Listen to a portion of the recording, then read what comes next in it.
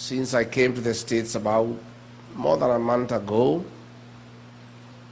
I am amazed by the love the Kenyan people have accorded to me.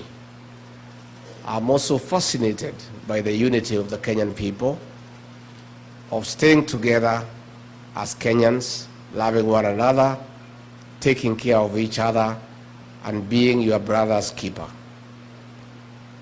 Most profoundly, I am more than impressed by the culture of hard work you have exported here to America.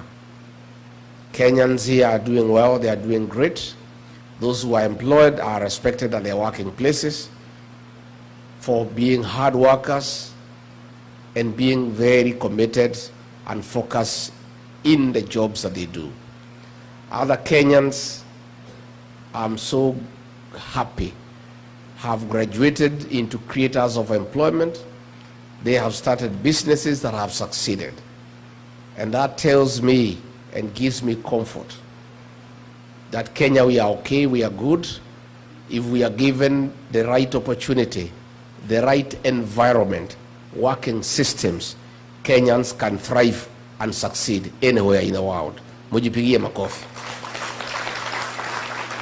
I am very encouraged that, and more than convinced, more than ever before, that all we need to do back home is to get our systems working. We have the personnel right in Kenya to transform our country. Only that we need to fix the systems and make them work. You guys have succeeded here in the United States because the systems are working. So given that Kenyans are the same people, the challenge we have as leaders is to make sure that back home the systems are working, the people to transform the economy of the country are here, they are in Kenya. You guys have done it here, you can do it back home. And that is what we seek to do. Why has Riggy come calling in the United States? I've come to the United States to look out for my people, Kenyans who live and work here, to engage them and to listen to them and have a conversation with them. Mostly important, our party, the DCP, our slogan is listening to Kenyans. And that's why I've come to listen to the people of California. Hapa California, munasemaje? Yeah? At California, munasemaje? Hapa pia ni one term? Sure? Hapa pia ni one term? Wow. This one term thing is everywhere. So I have come, my good people, on two fronts. One, to share with you what is happening back home. Number two, to share with you what I think you can do to make Kenya great and to address the issues that challenge us as a nation. Number three, to seek a partnership with the diaspora on how we can work together and how the brigade in the diaspora can participate in the economic transformation of our country and how the people in the diaspora can play a role in building their country and making sure that Kenya gets nearer what is happening here in the United States. I am sure you know, but for the purposes of clarity, it's good for me to tell you that things are not that rosy back home. I have seen the Gen Z here, Kevin, speaking with a lot of clarity of thought. And I feel for our children, our young children, the Gen Zs. Back home, the government that we elected in August 2022 has turned against our young people. with brutal efficiency, and they are now victims of abduction, forced disappearances, and being killed. Their crime, speaking out, demanding good governance, transparency, and accountability for their parents, for their siblings, and for the Kenyan people. A government that was elected on the platform of being democratic, of respecting the rule of law and constitutionalism, has turned against his own people. And sadly, the young ones. Brutal as the colonial government was, brutal as they were, they never attacked children.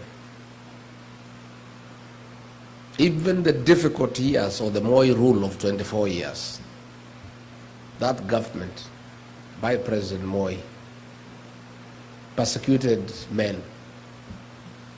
They never touched children and women. This is unprecedented. It has never happened in the history of Kenya. No government, no leader has ever turned against children. Between 2024 and 2025, hundreds of young children between the ages of 14 to 24 have been abducted, tortured, and killed. Others have disappeared. Others are in hospital with bullet wounds. It's the lowest movement for the people of Kenya. And I know from here, because you take care of many families back home, you know what is going on back home. And what is shocking is the sheer impunity of the leadership, to an extent that a minister in charge of interior, against the Constitution, has given orders to police to shoot, to kill. What is even more agonizing is that a president who has been elected by the people and who says he's a Christian and he is saved, against the teachings of the Bible, against the Kenyan Constitution, has without shame given orders to police to shoot our young people in the leg and take them to prison as they go through hospital. It's shocking, and the people of Kenya are in anguish, they are in pain. And I've come here to share with you that pain, so that even as you are miles and miles away from home, you share the pain of our young people and the parents and the people of Kenya. And that is why Kenyans across all communities, everywhere, there is concurrence and agreement that the solution to stop these abductions, to stop these killings, to stop the torture of young people is one term. That is why it is a clarion call across ridges, across valleys, on top of the mountains, in bars, in hotels, in buses, in Uber, in churches, in schools, in university halls, in the bus stops. There is no other discussion in Kenya. It's one term. Because this must stop. The killings must stop. The abductions must stop. So that is why it's good for me to tell you, because most of you may not know you have been away for long. I was elected as deputy president alongside William RUTO, and we differed along the way on many issues, mostly corruption, theft of public resources, misappropriation of public funds. But what broke the camel's back and what made me and him disagree irreversibly, that we could not agree, was abductions and killing of the Gen Zs. To a point when I was in office, when he ordered for the killing of the young people on June 25th, 2024, the following day on the 26th of June, I flew to Mombasa and held a press conference when I was still deputy president and told him off and told him that that is unacceptable, and that brought our relationship to an end. And we were never able to speak again until he mobilized resources and bribed members of parliament and senate to hold me out of office because I had publicly called him out for killing our young children. So I come here to tell you that you have a lot of influence back home. You cannot be silent when our young children are being killed. You are parents. You have children too. You have relatives back home. You cannot just sit and watch silently, doing nothing, as these children are being killed.